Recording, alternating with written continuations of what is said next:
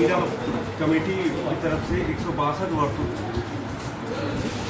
प्रभु श्री राम का बारात और रामलीला मंचन के अलावा तमाम शोभा यात्राएँ निकाली जाती हैं, जिसमें राम बारात, वन यात्रा और राघव शक्ति मिलन और भरत मिलाप का कार्यक्रम किया जाता है और तमाम मंचन वगैरह सारी चीज़ें की जाती है। इसमें हम लोगों का इस बार कार्यक्रम 29/9/2024 से शुरुआत हुआ है और 18/10/2024 तक ये चलेगा। पिछले 10 तारीख को, अभी जो बीता है 10/10/2024 से बिजली की कटौती की गई हमारे यहाँ रामलीला ग्राउंड पर और उसमें स्थानीय पार्षद द्वारा ये सारा कार्रवाई किया गया है और उसका हमारे पास सबूत के रूप में ये है कि प्रेस में दैनिक जागरण में उनके द्वारा दिया हुआ न्यूज छपा हुआ है। उसके आधार पे ये लाइट कटा हुआ है और विगत जो दशहरा वाले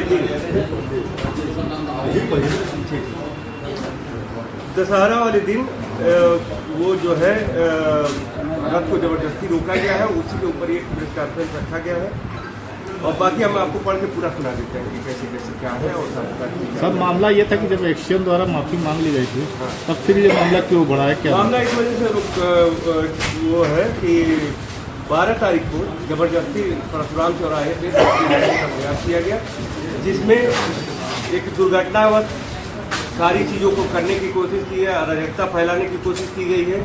उसी के ऊपर ये किसके द्वारा रोका गया? ये सालों से चला आ रहा है, रथ जब भी आता है तो चौराहे पे रुकता है, वहाँ पे भी शिकार आगे बढ़ता है।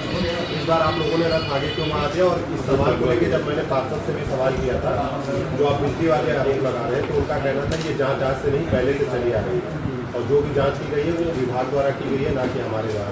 तो आप एक चीज़ ये देखें कि दैनिक जागरण में जो छपा हुआ है उसमें स्पष्ट तौर से ये लिखा हुआ है कि लाली गुप्ता के द्वारा शिकायत की गई, जिसपे वहाँ पे चोरी की बिजली जल गई। तो शिकायत कुछ दिन नहीं की गई, इससे पहले भी बहुत बार शिकायत की गई, बहुत बार लेट कर गए। लेकिन मंचन के दौरान अगर बिजली काटा गया तो उसका मंशा क्या है, आप ये बता दीजिए। सनातनी धर्म के विरोध का ही सिस्टम है, क्योंकि परशुराम चौक अपने आप में एक ऐतिहासिक चौराहा है और हर साल वहाँ पे रथ उठता है जब भी रामलीला का कार्यक्रम होता है। आप लोगों ने आखिर उस दिन रथ वहाँ पे क्यों? आप एक चीज़ देखिए, वहाँ की पार्षद अभिवादन के लिए वहाँ पे देखिए प्रशासन के लोग हम लोगों के साथ चल रहे थे और बीच में काफ़ी मूर्तियाँ थी, जिसकी वजह से समय बहुत ज़्यादा हो गया था और प्रशासन के लोगों का ये निर्देश था कि आप रथ को जल्दी से जल्दी लेके चलें और राघव शक्ति मिलन पे मिलन करावें। उसके लिए हम लोग रथ को जल्दी जल्दी बढ़ा के ऐसी कोई परंपरा नहीं।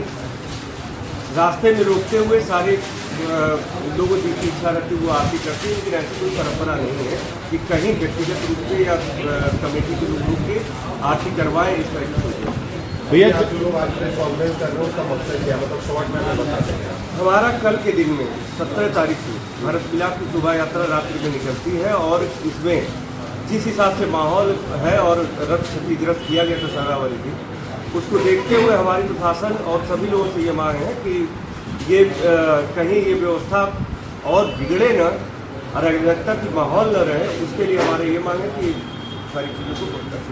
क्या वो लगता है कि अब आपको क्या रामलीला जो कमेटी है आपकी, आप क्या भरत मिलाप को कैंसिल कर रहे हैं कि करेंगे? प्रशासन नहीं कर रहे हैं। आप सीधा प्रशासन पे आरोप लगा रहे हैं? प्रशासन से सहयोग मांग रहे हैं। प्रशासन पे आरोप, प्रशासन से सहयोग मीडिया के जरिए क्यों? आप डायरेक्ट हम गए थे, एसपी सर को लेटर दिया है, उसमें ज्ञापन में सारी चीज़ों को दिया है, वो सारे तथ्यों को रखा है। तो मतलब आप कहना चाह रहे हैं कि आपका एसएसपी साहब द्वारा भी नहीं माना गया है, कप्तान द्वारा भी जिला? देखिए अभी तक तो पार्षद और पार्षदपति की कोई ऐसी कार्रवाई नहीं हुई जिससे हम लोग को। तो आप चाहते क्या है? आखिर आपका मेन मकसद क्या है? मुख्य मकसद क्या है? मुख्य मकसद ये है कि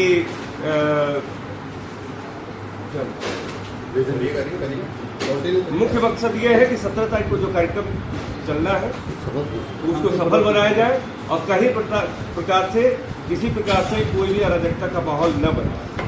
आपको लग रहा है अराजकता का माहौल? आज पत्रकार वार्ता की है, क्या मामला है?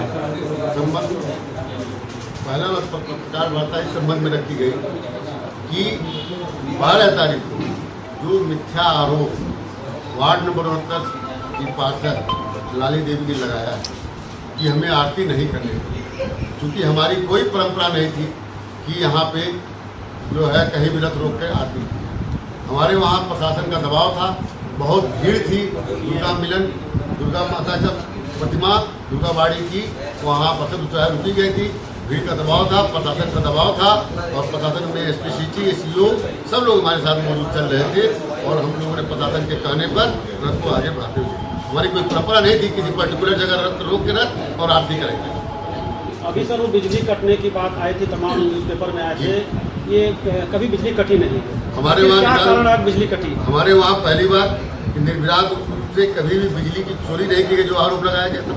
हमारे वहाँ खुद का अपने संसाधन से 65 किलोवाट का हम जनरेटर लगाते हैं। 5 किलोवाट का हमारा इमरजेंसी के लिए हमारे वहाँ रामलीला कमेटी के नाम से खुद का कनेक्शन है, जिसका लगातार हम लोग बिल भुगतान भी किए रहते हैं। इस संबंध में सुनने में आ रहा है कल पार्षद जी एसएसपी कार्यालय या डीएम कार्यालय जिलाधिकारी से भी मुलाकात किए थे, जिसमें कम से कम 25 से 30 महिलाएं। सूचना ये है आ रही है, आप लोग के ऊपर आरोप जो लग रहा है सही है? नहीं, झूठी आरोप हर तो लगा रही है। अभी एक आरोप लगाया था बिजली चोरी का, तो अधिकारी आए, जांच की, अधिकारियों ने माफी मांगा और अपने लिख के दिया कि साथ यहाँ रामलीला ग्राउंड से कोई बिजली चोरी नहीं। उसका काम है ये मिथ्या आरोप लगाना। सर बीच में तमाम वाद विवाद होता रहता है रामलीला कमेटी को लेकर के। लाली तो पूर्व बताया गया था कि मैरिज हॉल के आप लोग बुकिंग करके उससे पैसा वसूल। ऐसा है कि पहली बात तो बहुत सी चीजें हैं, और रामलीला कमेटी कहीं भी किसी प्रकार का जो शासन से, जो डीएम से हमको हैंडओवर मिला है, उनके बताए हुए निर्देशों का ही अनुपालन करते हैं। उनके जो शर्तों का उल्लंघन कोई भी रामलीला कमेटी नहीं करती। यदि बार बार आप पे आरोप लग रहे हैं, अगला कदम क्या उठाएंगे आप? ये बार बार मिथ्या आरोप लग रहा है। हम शासन से कहते हैं कि वो है जो है अपनी जांच करावे, जांच करे, और जांच कर की भी, और जांच करने में कहीं भी दोषित नहीं पाती है, और बल्कि शासन ने लिख के भी दिया। और सिटी मजिस्ट्रेट महोदय, सीओ कोतवाली, एसपी सिटी की मौजूदगी में सारी चीजें सामने आई। कुछ दिन पहले जिसको रामलीला को रोककर आप लोगों ने धरना दिया था, जो बिजली कटौती की मांग थी, वो तो खत्म हो गया, लेकिन आज किस संबंध में वार्ता है, क्या मामला है पूरा? देखिए, आप लोग भी देखते चले आ रहे हैं, हम देख रहे हैं बहुत से लोग उस मोहल्ले के भी हैं। 162 वर्ष से निरंतर रामलीला हो रही है। आज तक किसी को कोई आपत्ति उस रामलीला से या उस जगह से नहीं हुई, सिवाय एक पार्षद से। उनको किस बात की आपत्ति है, मुझे यही नहीं समझ में आ रहा है। क्या वहाँ हम नॉनवेज की व्यवस्था कराएं उनके कहने से? किसी ऐसे लोगों को दे दें जिसको वो चाहते हैं। कमेटी कभी भी उनकी मंशा को सफल नहीं होगी। और रही बात उनके पार्षद की इस तरह की कृत्य की, तो भगवान प्रभु ही जाने उनकी लीला। जैसा पार्षद कर रहे हैं वैसा प्रभु उनको जवाब भी देंगे।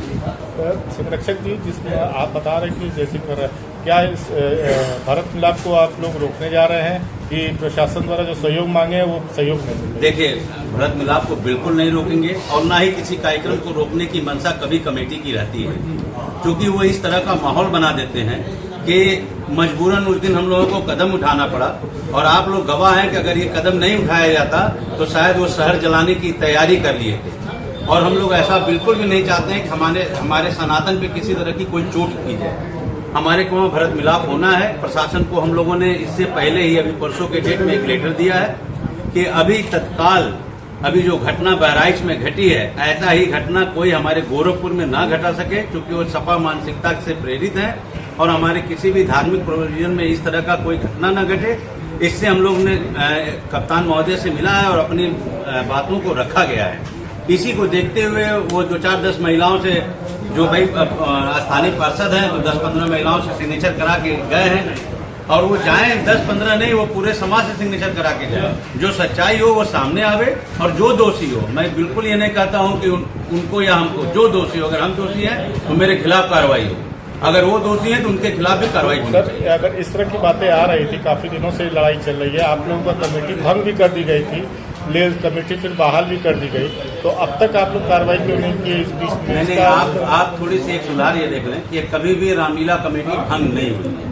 आप पिछला भी किताब उठाइए, जो पदाधिकारी उस समय थे वही पदाधिकारी आज भी है। कभी कमेटी नहीं भंग की गई थी। और रही बात उनके ऊपर कदम उठाने की, तो वो प्रशासन जाने क्या उठाएगी।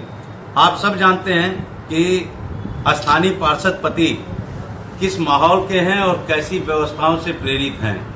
हमको लगता है कि यहाँ चाहे वो मीडिया के लोग हों और चाहे आम आदमी, उस स्तर की व्यवस्था कोई कर नहीं सकता है जो पार्षद पति करते हैं। बाकी आप स्वयं समझदार हैं।